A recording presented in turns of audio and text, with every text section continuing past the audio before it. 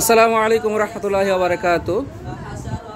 আপনারা দেখতে পাচ্ছেন যে আটমুল সালাফিয়া মাদ্রাসা কর্তৃক সাবেক যে ছাত্র তাদের পুনর্মিলনের অনুষ্ঠান উপলক্ষে যে সাংস্কৃতিক প্রতিযোগিতা যে আয়োজন করা হয়েছে সেখানে এখানে যে কোরআন তেলাওয়াতের যে প্রতিযোগিতা সেটা ব্যবস্থা করা হচ্ছে।